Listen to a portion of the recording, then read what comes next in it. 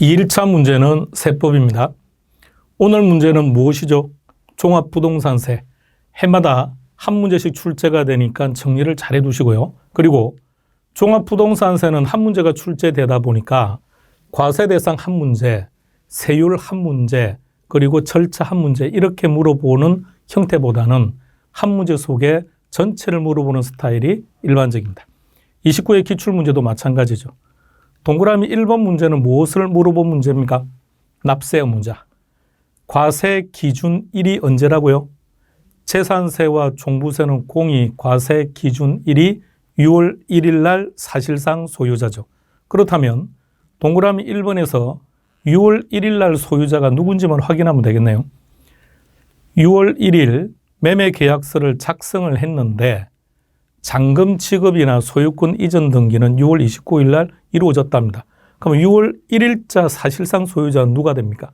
매도인이죠. 따라서 납세 의무자는 매도인. 정확합니다. 동그라미 2번. 각 세목마다 보면 납세지가 계속 나오죠. 납세지를 매번 이렇게 암기하려고 하지 마시고요. 원칙만 딱 기억하세요. 지방세는 납세지가 소재지, 국세는 주소지. 이게 각각 원칙이에요. 그리고 나머지 특정한 조건이 붙었을 때 약간 달라지는 것들이니까 그네들만 정리하고요. 그럼 동그라미 2번 같은 경우 지금 우리가 푸는 이 문제는 종합부동산세죠. 종합부동산세니까 당연히 어떻게 됩니까? 주소지가 되겠죠. 따라서 동그라미 2번은 국내에 주소를 두고 있다고 했으니까 납세지는 주소지가 됩니다. 동그라미 3번 결론은 제척기간을 물어보는 건데 일단 5년입니다. 그런데 동그라미 3번 별거 아닌 것 같은데 최근 10년 기준으로 3번 출제되었던 지문입니다. 자, 첫째 줄을 쭉 다시 읽어볼까요? 납세자에게 첫 번째 부정행위가 없다. 조건 두 가지를 기억하셔야 돼요. 부정행위가 없다. 두 번째 특례 제척기간에 해당하지 않는다.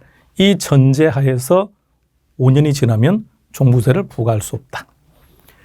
동그라미 4번 종합부동산세는 정부 부가가세입니까? 아니면 신고 납부입니까? 정부 부가죠. 자, 그런데 6월 1일자를 기준으로 해서 세금이 부과되다 보니 6월 1일 이후에 어떤 사건이 발생했을 수도 있죠. 가령 천재지변 등으로 인해서 건물이 소실될 수도 있고 토지가 소실될 수도 있으니까요. 토지가 소실돼서 포락될 수 있으니까요. 자, 그러면 내 재산에 변화가 생겼다면 과세 주체는 6월 1일자를 기준으로 해서 고지서가 발부되었을 테니까 납세 의무자 입장에서는 불리하죠. 그럼 어떻게 합니까? 자진 신고하는 거죠. 자, 따라서 의미를 잘 봐요. 동그라미 4번에. 납세 의무자는 원칙은 정부 부과인데 선택에 따라서는 신고 납부할 수 있다. 정확합니다. 그럼 신고를 함에 있어 납부세액을 과소신고했을 때는 어떻게 하느냐?